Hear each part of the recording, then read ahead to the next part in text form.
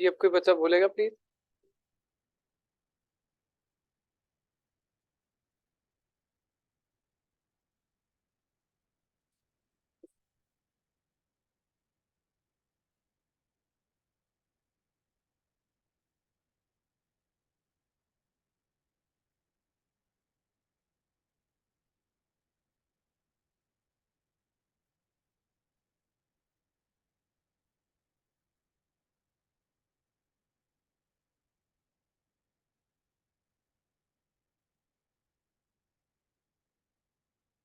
जी अजीम।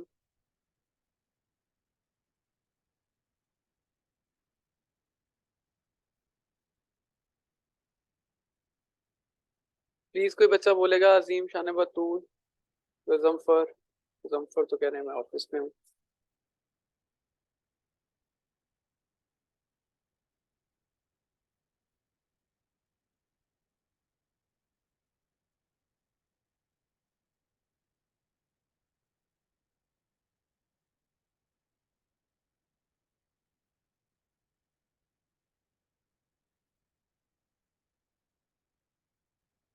Hello.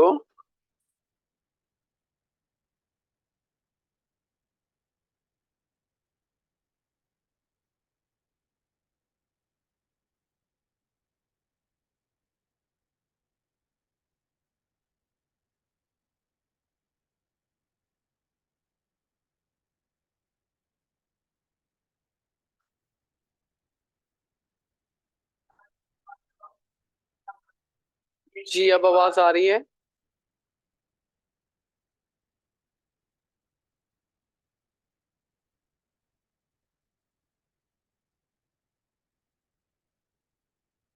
बेटा अब तो मैंने टेस्ट करके भी देख लिया था और सही था।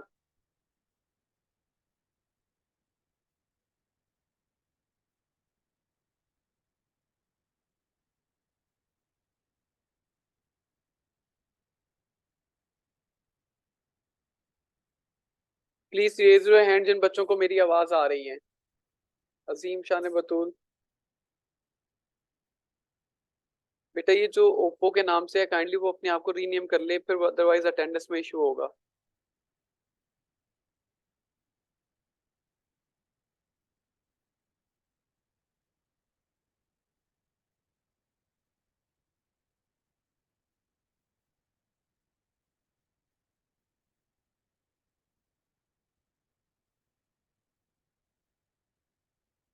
बेटा जिन जिन को आवाज आ रही है प्लीज रेज योर हैंड।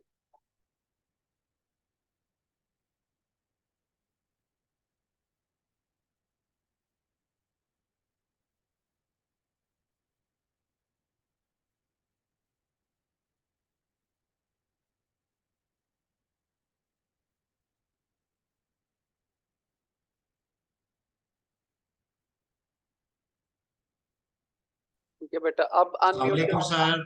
वालेकुम अस्सलाम बेटा, अब आवाज आ गई ना। जी सर, आवाज आ रही है सर आपकी। चलें, बस अब मुझे आपकी भी आ रही है। वालेकुम sir. I am Umar Farooq की आवाज आ रही है सर अभी। ओके ओके, थैंक यू बेटा। चलें बेटा, अब आप अपने आप को उसी वक्त अनम्यूट कीजिएगा जब आपका कोई क्वेश्चन होगा, ठीक है। जी बिस्मिल्लाहिर्रहमानिर्रहीम। आप मुझे अगर अपना थोड़ा थोड़ा सा बैकग्राउंड बता दें ताकि मैं उसी लिहाज से सब्जेक्ट को लेकर चलूँ। ये I know that it is your deficiency course, but बहुत सारे स्टूडेंट ऐसे भी होंगे कि। अस्सलाम वालेकुम सर। जी वालेकुम अस्सलाम बेटा। तो अस्सलाम वालेकुम सर। जी वालेकुम अस्सलाम। सर आपकी आवाज़ बहुत कम आ रही है सर, नॉट ऑडिबल। जी hello, now you can hear मी।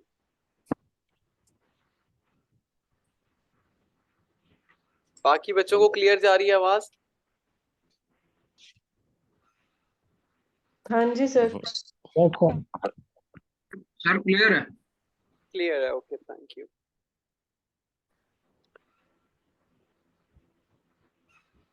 जी अच्छा बेटा, हम स्टार्ट करते हैं। आपके सब्जेक्ट का जो टाइटल था वो था प्रिंसिपल ऑफ अकाउंटिंग, ठीक है। तो प्रिंसिपल ऑफ एन अकाउंटिंग को स्टार्ट करने से पहले हमारे लिए कंपलसरी है कि मैं आपके साथ स्क्रीन शेयर कर देता हूँ एक। हमें सबसे पहले तो ये जानना है कि जिस चीज़ को हम पढ़ने जा रहे हैं और जिस चीज़ के लिए हम अकाउंटिंग पढ़ने जा रहे हैं वो चीज़ है क्या। देखिएगा, सबसे पहले क्योंकि दुनिया के अंदर जब हम अकाउंटिंग कर रहे होते हैं तो अकाउंटिंग को करने की डिफरेंट अप्रोचेस या डिफरेंट नेचर्स हो सकती हैं। तो सबसे पहले हमने जिस चीज़ के लिए अकाउंटिंग करना जा रहे हैं वो है बिजनेस। तो आपकी नज़र में बिजनेस क्या है? बिजनेस, जब हम कहते हैं ना कि बिजनेस क्या है, तो बिजनेस को हम कहते हैं कि business is an separate legal entity from its owner that is undertaken to earn profit. क्योंकि अगर देखें कि बेसिकली तीन चीज़ों में डिवाइड किया जाता है किसी भी चीज़ को, बिजनेस को पढ़ने के लिए। एक पब्लिक सेक्टर होता है, एक कॉर्पोरेट सेक्टर होता है, और एक हमारा जो होता है पर्सनल होता है। जैसे हम पर्सनल अकाउंटिंग, अपनी हाउस होल्ड की अकाउंटिंग को किस तरह से मैनेज करते हैं, एक कंपनी कॉर्पोरेट अपनी अकाउंटिंग को किस तरह से मैनेज करती है, और तीसरा होता है कि गवर्नमेंट अपनी अकाउंटिंग को किस तरह से मैनेज करती है। तो हम यहाँ पर जो अकाउंटिंग पढ़ रहे हैं उसमें हमने जो बिजनेस की डेफिनेशन यूज की है उसमें सिर्फ हमने ये किया है कि ये सिर्फ और सिर्फ हम उसी के लिए अकाउंटिंग करेंगे जो प्रॉफिट ओरिएंटेड होगी। ठीक है, तो बिजनेस के लिए हमने जिस डेफिनेशन को अडॉप्ट किया है कि हर वो सेपरेट लीगल एंटिटी जो कि प्रॉफिट के पर्पस के लिए किया जाए, हम उसके लिए अकाउंटिंग करेंगे। ठीक है। अच्छा, रीजन कि हम ऐसा क्यों कर सकते हैं, फिर उसके बाद इसके अंदर भी दो तरह की अकाउंटिंग्स आ सकती हैं। वो दो तरह की अकाउंटिंग्स ये आ सकती हैं कि हमें जिस बिजनेस के लिए अकाउंटिंग करनी है, ठीक है, क्या वो जो बिजनेस न्यूली स्टार्टअप है, एंटरप्रेन्योरल स्टार्ट कर रहा है, या फिर वो जो है वो किसी एग्जिस्टिंग बिजनेस के लिए है। तो कुछ अजम्पशंस हम बना लेते हैं। तो हम यहाँ पर जो अकाउंटिंग करेंगे, आप उसे चाहे in perspective of new entrepreneur के तौर पे पढ़ लीजिएगा, चाहे आप उसे एग्जिस्टिंग बिजनेस के लिए पढ़ लीजिएगा, लेकिन शर्त ये है कि वो बिजनेस प्रॉफिट ओरिएंटेड होना चाहिए। क्लियर यहाँ तक? तो ये है बिजनेस की डेफिनेशन। अच्छा, यहाँ पर मैंने एक बात लिखी है कि business is an separate legal entity from its owner. Basically accounting जब स्टार्ट हुई ना, तो अकाउंटिंग को स्टार्ट करने से पहले कुछ प्रिंसिपल्स बनाए गए, कुछ रूल्स बनाए गए। तो ये अकाउंटिंग का पहला रूल ही मैंने बिजनेस की डेफिनेशन के अंदर रख दिया। वो क्या रख दिया मैंने कि सेपरेट लीगल एंटिटी। एंटिटी का मतलब होता है कि कारोबार अपनी एक शनाख्त रखता है, अपनी एक पहचान रखता है। जैसा कि मैं आपसे आज पूछ लूं कि कोका कोला, सब उस कंपनी को जानते हैं। नेस्ले, सब उस कंपनी को जानते हैं। टोयोटा कार्स, सब उस कंपनी को जानते हैं। लेकिन आप उस कंपनी के, मैं आपसे पूछूं कि उस कंपनी का ऑनर कौन है, आप बहुत चंद बिजनेसेस ऐसे होंगे कि जिनके बिजनेसेस को आप जानते होंगे। जैसे बैरिया टाउन का मैं नाम लूं, आपको उसके बिजनेस का पता है। एमसीबी बैंक का नाम लूं, आपको उसके बिजनेस के ऑनर का पता है। बट जी बेटा, कोई बच्चा हैंड रेस कर रहा है।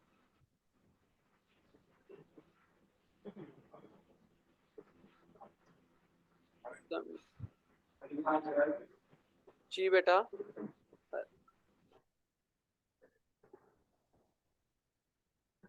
जी अलीम राना, कोई क्वेश्चन? नो सर, सॉरी अगर मेरी तरफ से हैंड रेज हुआ। बेटा प्लीज अपने आप को अनम्यूट उस वक्त कीजिएगा जब आपको कोई क्वेश्चन हो। Okay sir.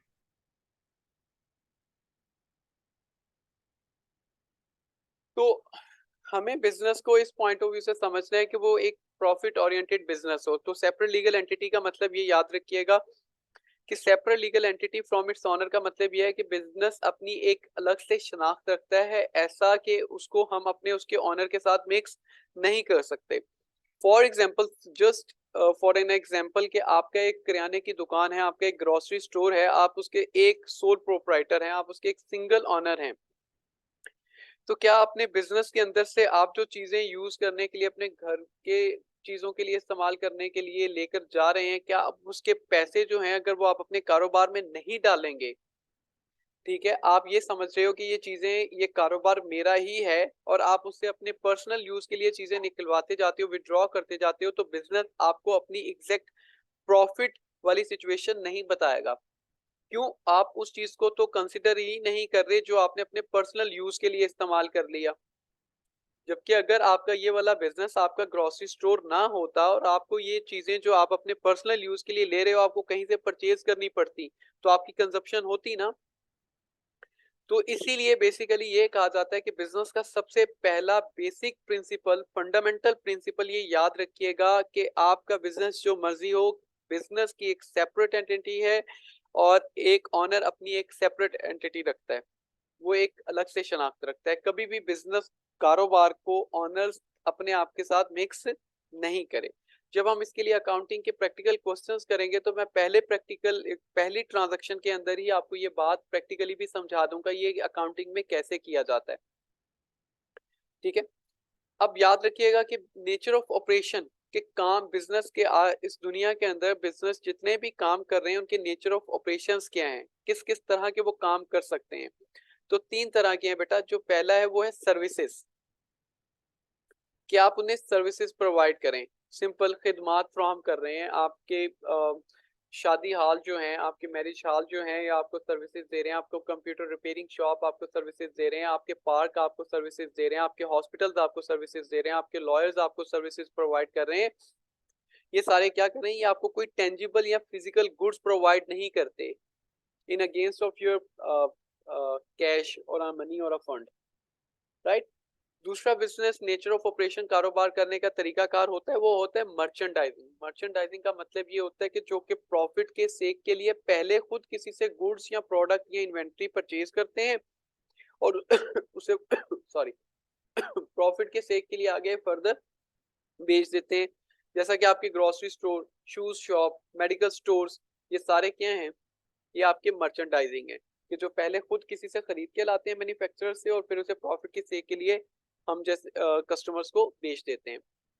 तीसरी नेचर ऑफ ऑपरेशन जो होती है बिजनेसेस की वो होती है मैन्युफैक्चरिंग, के जो चीज को प्रोड्यूस कर रहा है, जो उसको बना रहा है।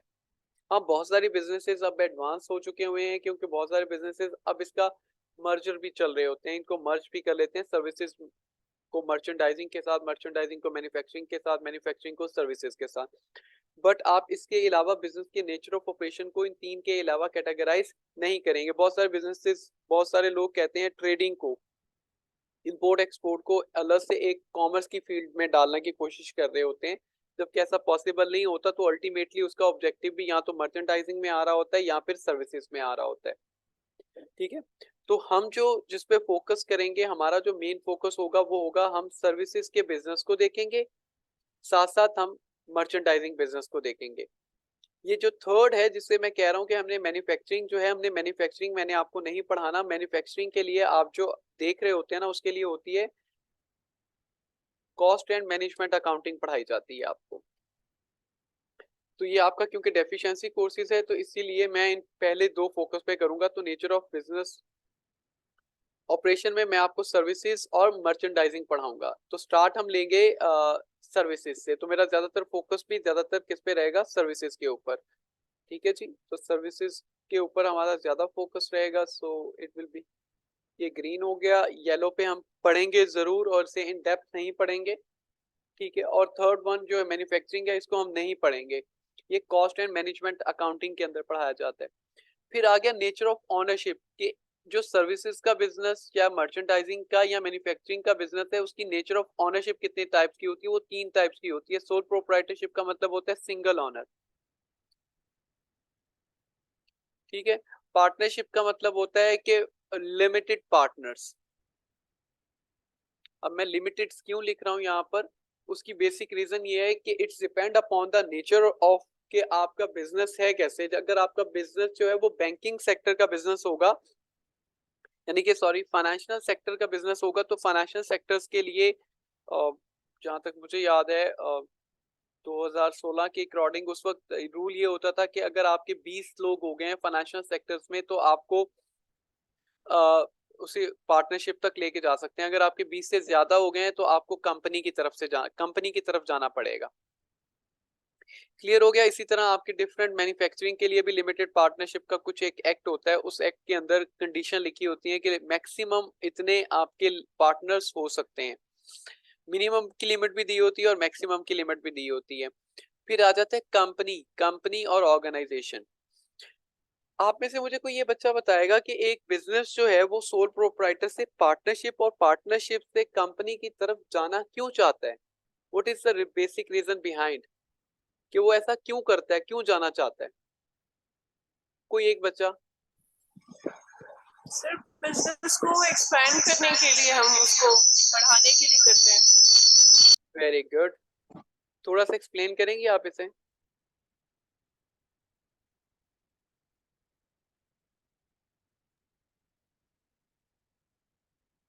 सर जैसे कोई छोटी सी एक एजेंसी होती है, पहले वो एजेंसी उसकी ले लेता है, उसको एक्सपेंड करता है एक शहर से दो तीन चार शहरों में, उसके बाद वो फैक्ट्री की तरफ जाता है और नहीं फिर उसी वो की जाना मैन्युफैक्चरिंग। एग्जैक्टली वो मैं ये पूछ रहा हूँ, बिल्कुल ठीक है, आप बिजनेस एक्सपेंड उमर वो जाना चाहता है। क्वेश्चन ये है कि आपकी एजेंसी है, आपकी एजेंसी आपने उसे एक कंट्री में सॉरी एक शहर से दूसरे शहर में ले गए, वो तो आप लेकर जा रहे हैं ना, लेकिन आप अपने कारोबार में मुझे क्यों मिलाएंगे अपने साथ? सर इसमें मोर वैरायटी, मोर रिसोर्सेज इन्वॉल्व। आप वेरी दूसरों गुड, के रिसोर्सेज को भी फेच करके तो उनको भी यूटिलाइज करते हैं for your own benefit and जो है ना उसकी गेन्स के लिए। Very good. बेसिकली पर्पस भी यही होता है हमारा कि जब हमारे, अगर मैं सोल प्रोप्राइटरशिप के ऊपर हूँ और मेरा बिजनेस एक सक्सेसफुल बिजनेस हो चुका हुआ है, और अब ये है कि कस्टमर्स मार्केट के अंदर मेरे बिजनेस की डिमांड है, मुझे पता है कि मेरे अंदर इतनी कैपेसिटी है कि मैं अपने बिजनेस को एक्सपेंड कर सकता हूँ, तो मुझे अब मेरे पास रिसोर्सेज नहीं है, जैसे उन्होंने वर्ड यूज किया, मेरे पास रिसोर्सेज नहीं है, मेरे पास पैसा नहीं है, मेरे पास एक्सपर्टीज नहीं है, तो मैं क्या करूंगा, मैं पार्टनरशिप की तरफ चला जाऊंगा और उसे मैं पार्टनरशिप शेयर कर दूंगा बिजनेस के अंदर। अब पार्टनरशिप ऑफर की कैसे जाती है? जब आपने सोल प्रोप्राइटरशिप के ऊपर आपने एक बिजनेस स्टार्ट किया ना, सोल प्रोप्राइटरशिप पे आपने बिजनेस इन्वेस्ट किया, आपने बिजनेस के अंदर 5 लाख रुपया, क्लियर हो गया। अब जब आप मुझे अपने बिजनेस के अंदर इन्वॉल्व करेंगे तो आप क्या मुझे ऑफर देंगे? आप कहेंगे कि भाई देखो मेरे बिजनेस को मुझे एक्सपेंड करना है, ऐसा करते हैं कि तुम मुझे 2.5 लाख रुपया दे दो, हम उस 2.5 लाख को भी बिजनेस में लगाते हैं और हम इसके पार्टनर्स बन जाते हैं। अब आपको ये लालच थी ताकि मेरा बिजनेस एक एक्सपेंड रहे, ताकि मेरा बिजनेस रनिंग में चलता रहे, क्योंकि जब कोई बिजनेस भी उस वक्त तक, बिजनेस का रूल याद रखिएगा, आपने एक साइकिल पढ़ा होगा जिसे हमने वैसे जर्नल लाइफ में हम कहते हैं लाइफ साइकिल होता है, ठीक है, इसी तरह एक प्रोडक्ट लाइफ साइकिल होता है, तो इसी तरह एक बिजनेस लाइफ साइकिल होता है, जिस बिजनेस लाइफ साइकिल के अंदर हम ये कह रहे होते हैं कि जब तक हम अपने बिजनेस के अंदर इनोवेशन या अपने रिसोर्सेज को या अपने बिजनेस को एक्सपेंड नहीं करेंगे, हम सरवाइव नहीं कर सकते।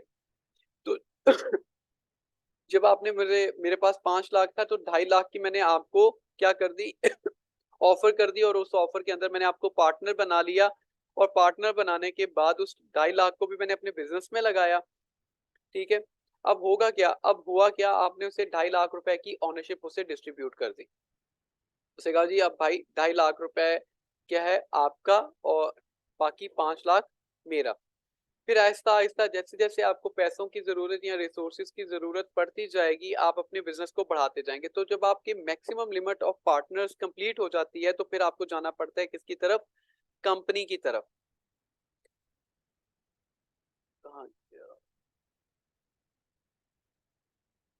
तो यहाँ पर जब आपको कंपनी की तरफ जाते हैं, तो कंपनीज की जो बेटा टाइप्स होती है ना, वो कंपनीज की बेसिकली 2 टाइप्स होती हैं।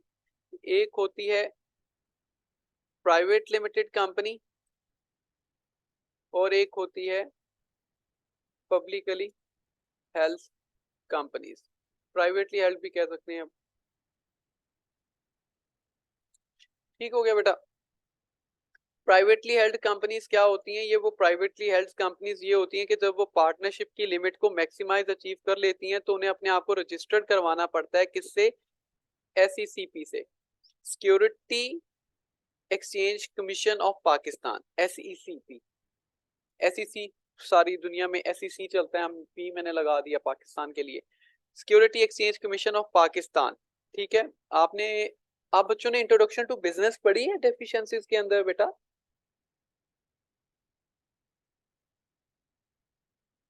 हेलो, नहीं सर, ये नहीं पढ़ा हुआ हमने। अच्छा बेटा, SECP सर नहीं पढ़ा, हमने भी नहीं पढ़ा सर, ये हमारे लिए भी बेसिक्स हैं सर। अच्छा चले, मैं तो फिर इसलिए जल्दी जल्दी क्विकली बड़ी ब्रीफ सी समरी बना रहा था कि आपके शायद माइंड में पीछे पिक्चर चल रही होगी।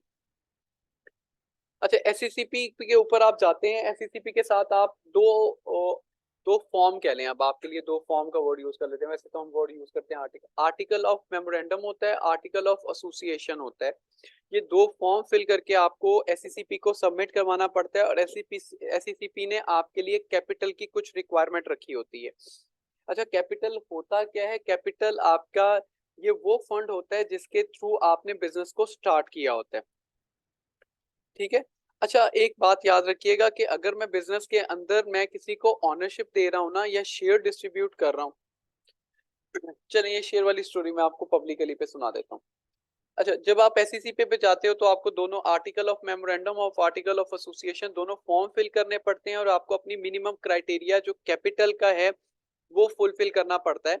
जैसे ही वो क्राइटेरिया फुलफिल कर लेते हो तो आप अपने आप को प्राइवेटली हेल्ड कंपनीज डिक्लेयर कर देते हो, जैसे TCS प्राइवेट लिमिटेड कंपनीज, ठीक है। और बहुत सारी कंपनीज हैं, एशिया घी प्राइवेट लिमिटेड कंपनीज बहावलपुर के अंदर, ठीक है। अगर आप स्टील जाएं तो बहुत सारी स्टील फैक्ट्री जो हैं वो प्राइवेट लिमिटेड, आपने देखा होगा कि ऐसे लिखा होता है नाम, यहाँ पर लिख के ABC, यहाँ पर ABC का मतलब कंपनी का नाम प्राइवेट लिमिटेड, ये लिखा होता है। इसका मतलब ये है कि ये कंपनी है बट प्राइवेट है। अब प्राइवेट का मतलब क्या होता है मैं बाद में आपको समझाता हूँ, पहले ये समझिएगा लिमिटेड का क्या मतलब है।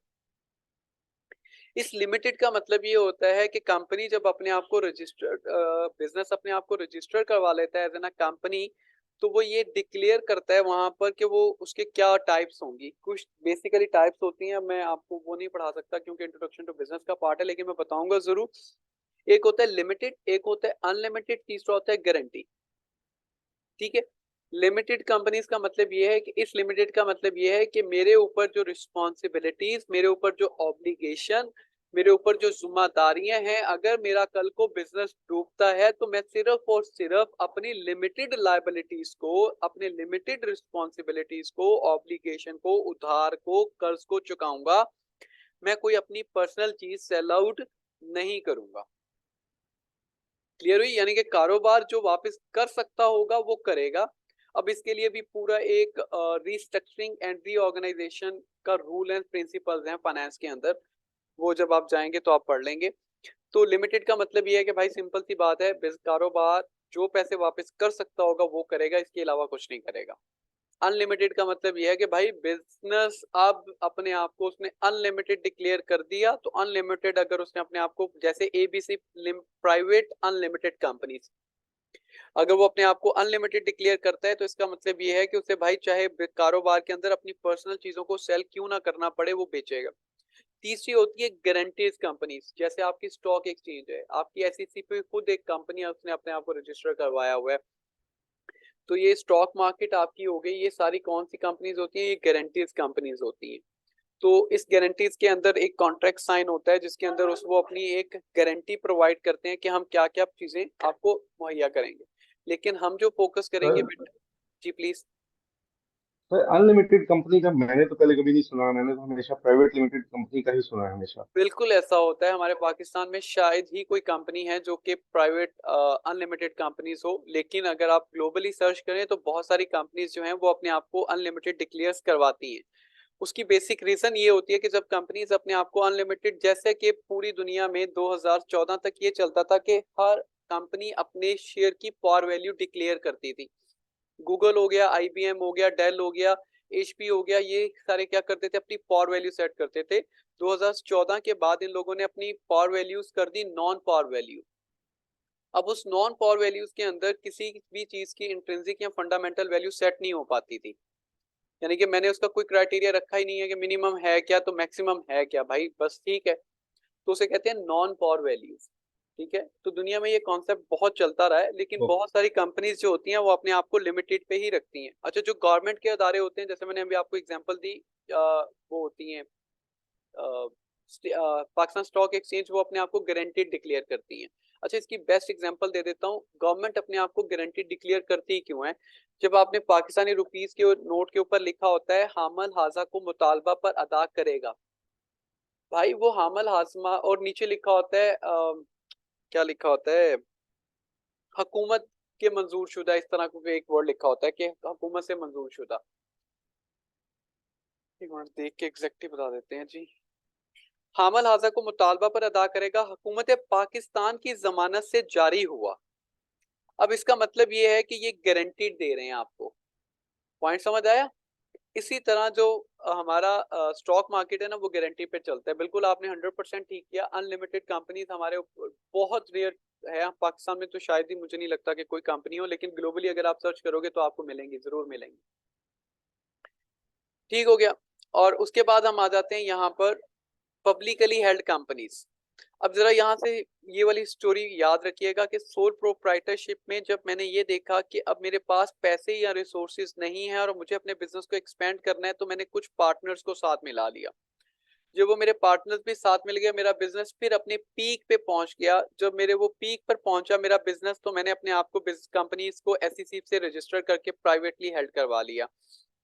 प्राइवेटली हेल्ड करवाने के बाद मुझे लगा कि अब फिर मैं मेरा बिजनेस पीक पे पहुंच गया, मुझे और पैसा चाहिए, तो अब क्या करेंगे? अच्छा, प्राइवेट लिमिटेड कंपनीज के अंदर आप प्राइवेट है ना, तो इस प्राइवेट का मतलब ये है कि आप जो पैसा लोगे, सोल प्रोप्राइटरशिप में आप अकेले हो, पार्टनरशिप में भी आप उसी को मिलाओगे ना जो आपको जानता है। पार्टनर्स का मतलब ही है ना। तो इसी तरह जब आप कंपनी में रजिस्टर करोगे तो प्राइवेटली हेल्ड में भी आपको आपके फ्रेंड्स या फैमिलीज ही आपको इन्वेस्टमेंट करेंगे, आपके कोई पब्लिक आपके कंपनीज में इन्वेस्ट नहीं करेगी। उसकी बेसिक रीजन क्या होती है? उसकी बेसिक रीजन ये होती है कि प्राइवेटली हेल्ड तो आपने कंपनीज को तो डिक्लेयर कर दिया, कंपनी तो बन गया, लेकिन 90% शेयर आपके पास है। आप सिर्फ मुझे 5%, 10% या 15% दे रहे हो, जिसके ऊपर मैं सिर्फ और सिर्फ डिविडेंड अर्न करना चाहता हूँ। ठीक है, तो वो जो डिसीजन पावर है वो तो एक बंदे के पास है। ठीक है, इसीलिए जब भी आपको प्राइवेटली हेल्ड करते हो तो आपको जो पैसा मिलता है ना, वो सिर्फ और सिर्फ आपको आपके फ्रेंड या फैमिली से मिलता है। अब जब आपको ये लगता है कि आपके फ्रेंड एंड फैमिली से भी आपका पूरा नहीं हुआ, अब आपको और अपने बिजनेस को एक्सपेंड करना है, तो आप अपने बिजनेस को क्या कर लेते हो? पब्लिकली हेल्ड कंपनीज डिक्लेयर कर देते हो। क्या कर देते हो? Publicly held. पब्लिकली का मतलब ये है कि भाई अब मेरे इस कंपनी के शेयर कोई भी खरीद सकता है। अब वो कोई भी कहां से खरीदेगा भाई? कोई भी जो शेयर कंपनीज के खरीदना चाहता है तो वो कहां पर जाएगा? वो कहां जाएगा जी? वो जाएगा पाकिस्तान स्टॉक एक्सचेंज पे जाएगा, PSX। इस PSX से जाने से पहले ये ऐसा नहीं है कि मेरी कंपनी, जैसे आज TCS की आप एग्जांपल ले लें, आप एशिया घी के ले लें, वो प्राइवेटली हेल्ड कंपनीज हैं, वो ऐसा नहीं हो सकती कि सुबह उठें और सुबह उठ के जाकर अपने आप को SEC पाकिस्तान स्टॉक एक्सचेंज में जाकर रजिस्टर करवा लें। नहीं, ऐसा पॉसिबल नहीं है कि वो अपने आप को ऐसे डिक्लेयर नहीं कर सकती। तो वो सबसे पहले क्या करेंगी? IPOs इश्यूज करेंगी। क्या इश्यूज करेंगी? IPOs। हम इसे कहते हैं initial public offering. Initial public offering का मतलब ये है कि भाई ऐसा है कि अगर किसी कंपनीज को अगर अपने आप को वो पब्लिकली हेल्ड करवाना चाहती है, एक तो वो जैसा कि मैंने आपको बताया प्राइवेटली हेल्ड करते हुए article of memorandum of association और आर्टिकल ऑफ एसोसिएशन दोनों को फिल करके जब दे देगी ना, वो फिल करने के साथ साथ कुछ कैपिटल की रिक्वायरमेंट होगी, वो फुलफिल होनी चाहिए ना, तो तभी तो वो अपने आप को प्राइवेटली हेल्ड करवाएगी। इसी तरह ये कैपिटल की रिक्वायरमेंट अपने आप को पाकिस्तान स्टॉक एक्सचेंज में लिस्टेड करवाने के लिए भी होती है। जैसे वो रिक्वायरमेंट फुलफिल कर देगी तो वो डायरेक्टली फिर भी जाकर PSX में इनरोल नहीं हो पाएगी, लिस्टेड नहीं हो पाएगी। वो सबसे पहले सर्विसेज IPOs इश्यूज करेगी। किसके थ्रू करेगी? Through financial institutions.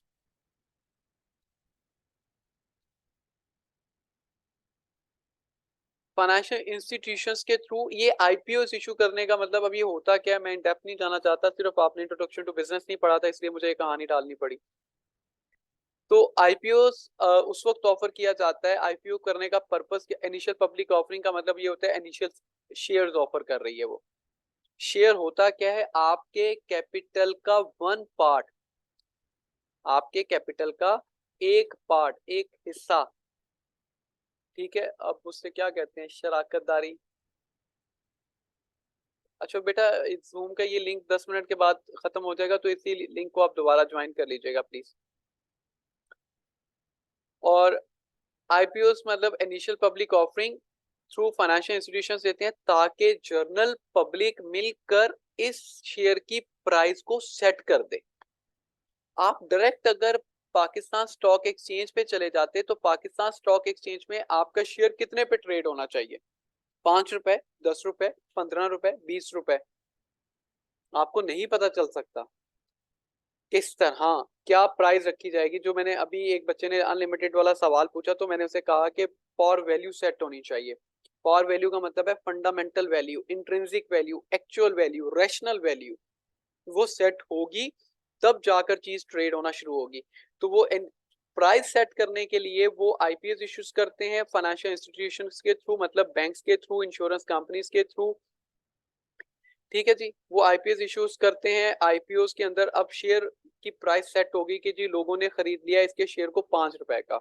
अब ये जैसे ही अपने आईपीओ की लिमिट पूरी कर देगा तो ये आईपीओ वाले अगले वो जो शेयर इशू करेगा वो डायरेक्ट जाकर पीएसएक्स में जाएंगे और पीएसएक्स में अब ये पब्लिकली कंपनीज के लिए हो जाएंगे। जैसा कि टीसीएस, अब खैर चलें ये बाद में, आप जब कभी याद आए तो मुझसे ये सवाल पूछिएगा कि कंपनीज को एक अनाउंसमेंट करने के ऊपर क्या फायदा होता है। जैसे टीसीएस हर पिछले तकरीबन 2019 से मैं ये सुनते आ रहा हूँ हर साल कि टीसीएस अपने आप को पब्लिकली हेल्ड करने जा रहा है, जबकि वो करता नहीं है। तो ये सवाल का जवाब मैं आपको बाद में कभी दूंगा। चले जी, यहाँ तक तो ये तो मैंने आपको सिर्फ और सिर्फ आपके माइंड में एक पिक्चर बनाई है कि हमने क्या पढ़ना है और कैसे पढ़ना है, क्या हमारी लिमिट्स हैं। क्योंकि बहुत सारे बच्चे फिर हम एनजीओ से रिलेटेड या पर्सनल फाइनेंस अकाउंटिंग से रिलेटेड या पब्लिकली का अकाउंटिंग के रिलेटेड सवाल पूछना शुरू कर सकते हैं। तो हम जो अकाउंटिंग पढ़ेंगे वो सिर्फ कॉर्पोरेट के कॉन्टेक्स्ट में पढ़ेंगे और उन कॉर्पोरेट को ही पढ़ेंगे जो कि प्रॉफिट ओरिएंटेड हैं। ठीक है जी। और आज हम सर्विसेज के बिजनेस को स्टार्ट करेंगे। तो बिजनेस में जो सबसे इंपॉर्टेंट चीज है वो बेटा है क्या? ये मैंने एक वर्ड लिखा हुआ है, ये क्या लिखा हुआ है जी? ट्रांजैक्शन। क्या होता है ट्रांजैक्शन? एक वर्ड इसमें नहीं लिखा हुआ। Any economic dealing between two person or businesses is called transaction. Transaction, जब आप बैंक में जाते हैं तो आप उसे कहते हैं ना यार वो बैंक वाले को काम कहें या किसी को काम कहें तो वो कहते हैं यार रुक जाए एक ट्रांजैक्शन कर लेने दें फिर बात करते हैं। इसका मतलब ये है कि वो क्या कर रहे हैं? डीलिंग कर रहे हैं। Economic financial dealing between to persons और बिजनेस इज कॉल्ड ट्रांजैक्शन। तो इस ट्रांजैक्शन पे यहाँ पर अकाउंटिंग शुरू है। आज अगर आपको आज का लेक्चर समझ आ गया, आई बेट यू कि अकाउंटिंग आपके लिए हलवा है। झूठ नहीं बोलूंगा। आप याद रखिएगा कि सिर्फ आज का लेक्चर जो होगा, जितने भी मैं आखिरी दिन तक अकाउंटिंग पढ़ाऊं, सिर्फ और सिर्फ आज के दिन के रूल याद रहने आप चाहिए आपको। अगर ये रूल बातें आपको समझ आ गई हैं तो इसका मतलब है अकाउंटिंग आपके लिए 1% भी मुश्किल नहीं है। अच्छा जी, ट्रांजैक्शन समझ लीजिएगा कि ट्रांजैक्शन का मतलब ये होता है कि जो दो लोगों के दरमियान लेन देन होता है ना, इकोनॉमिक या फाइनेंशियल लेन देन जो होता है, हम उसे कहते हैं कि ये ट्रांजैक्शन है। और अकाउंटिंग के अंदर हमने करना क्या है? वेरी सिंपल जी, अकाउंटिंग का प्राइमरी और फंडामेंटल ऑब्जेक्टिव है क्या? अगर मैं आपसे पूछूं कि what is the primary and the fundamental objective of an accounting, तो क्या कहेंगे आप लोग? मैं अभी स्टॉप कर रहा हूं।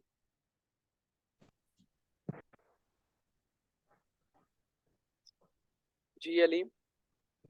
सर पे करना। सॉरी उमर। सर पे करना। पे करना अकाउंटिंग का फंडामेंटल और प्राइमरी ऑब्जेक्टिव पे करना। Okay, thank you ji. Azeem. अच्छा, दो अजीम है, एक अजीम अकरम और एक अजीम इकबाल। जी Azeem Iqbal. Sir transaction in my opinion is के शिफ्ट करना एक से दूसरी तरफ जो है ना उसको शिफ्ट करने को ट्रांजैक्शन फेज कह सकते हैं किसी हद तक ओके, बिजनेस को। थैंक यू अजीम। जी अजीम अकरम।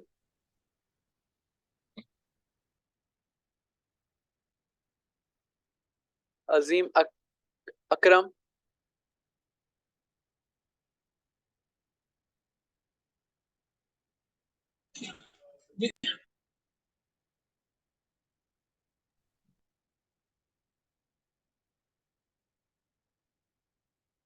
जी कोई और?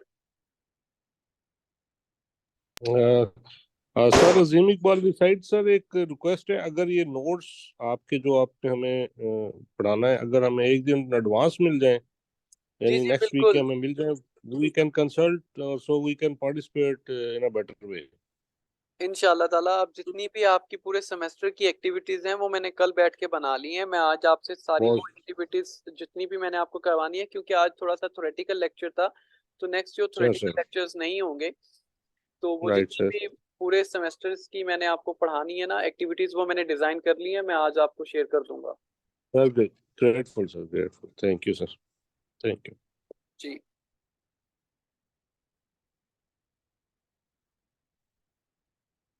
चले, मैं वेट कर रहा हूँ, कितने मिनट, 3 मिनट पड़े हुए हैं। चले, अच्छा मैं आपको एक बात बताता हूँ, याद रखिएगा कि अकाउंटिंग में हमने करना क्या है। याद रखिएगा जब भी हम पढ़ रहे होते हैं ना, तो हमारे बेसिकली एक क्वेश्चन याद रखिएगा कि जो कोई भी सब्जेक्ट पढ़ते हुए हमारे जो फंडामेंटल सवाल होते हैं ना, वो डब्ल्यू फैमिली से रिलेटेड होते हैं। मैं हमेशा बच्चे को कहता हूँ कि उसे पता होना चाहिए what, why, how, when and to whom. अगर उसे ये 5 क्वेश्चन समझ आ गए ना अपने सब्जेक्ट से रिलेटेड, कि ये सब्जेक्ट है क्या, हम इस सब्जेक्ट को पढ़ क्यों रहे हैं, इस सब्जेक्ट को हम करेंगे क्या, और ये व्हेन का मतलब ये कि कहां पर इम्प्लीमेंट है, और टू होम के किसके लिए इम्प्लीमेंट है, तब जाकर आपको ये सब्जेक्ट समझ आएगा। जितने मर्जी लेक्चर हो जाएं, अगर आप अपने फंडामेंटल चीजों के साथ उसे लिंक नहीं करेंगे ना, तो आपको चीजें समझ नहीं आएंगी। अच्छा याद रखिएगा, हमने इतना कुछ पढ़ लिया, तो मैंने यहाँ पर आपको एक बात लिखने, यहाँ पर हम लिखने लगा हूँ, ट्रांजैक्शन से ऊपर लिखता हूँ।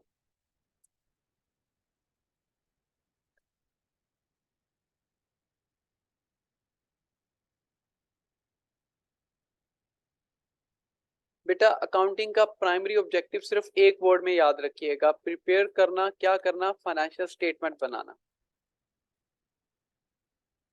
क्या करना जी, फाइनेंशियल स्टेटमेंट। अब ये फाइनेंशियल स्टेटमेंट्स होती क्या है, ये मैं बिल्कुल आपको डिटेल पढ़ाऊंगा इस पे, क्योंकि हमने पढ़ना भी यही है सिर्फ। तो अकाउंटिंग का जो प्राइमरी ऑब्जेक्टिव है वो सिर्फ ये है कि हमने फाइनेंशियल स्टेटमेंट को प्रिपेयर करना। जैसा कि कोई बच्चा कह रहा था कि सर इनवाइस बना लेना, कुछ बच्चा कह रहा था सर कम्युनिकेट कर देना, कुछ बच्चा कहता था कि सर रिकॉर्ड कर लेना, कुछ कहता था कुछ कुछ। अल्टीमेटली वो सारा कुछ किस में प्रिपेयर हो जाता है, हमारी ये फाइनेंशियल स्टेटमेंट में। अकाउंटिंग और फाइनेंस का जो बेसिक और फंडामेंटल डिफरेंस है ना, वो ये है कि accounting is not an decision making. Accounting का काम सिर्फ और सिर्फ रिकॉर्ड कर देना है, फाइनेंस का मतलब डिसीजन मेकिंग है। ठीक है, तो यहाँ पर हमारा काम सिर्फ और सिर्फ ट्रांजैक्शन को क्या कर देना, रिकॉर्ड करना। ये है अकाउंटिंग। व्हाट इज अकाउंटिंग, अगर आपसे कोई पूछे तो क्या है, simply to record the transaction. भाई इससे ज्यादा कोई हमें जरूरत नहीं है। जब आपसे पूछे व्हाट, हाँ डिफाइन इज अकाउंटिंग, हम अभी ये क्लास 1 मिनट के बाद एंड हो जाएगी, तो इसके बाद हम अकाउंटिंग की डेफिनेशन की तरफ आते हैं, और फिर हाउ, हम उस ट्रांजैक्शन को कैसे करेंगे, फिर हम इसके ऊपर आते हैं। दूसरा क्वेश्चन हमारा ये होगा। ठीक है जी, तो ये मैं क्लास खुद एंड कर रहा हूँ, 1 मिनट रह गया, तो फिर हम दोबारा इसी लिंक पे आप ज्वाइन कर लें। ठीक है सर, ओके, थैंक यू।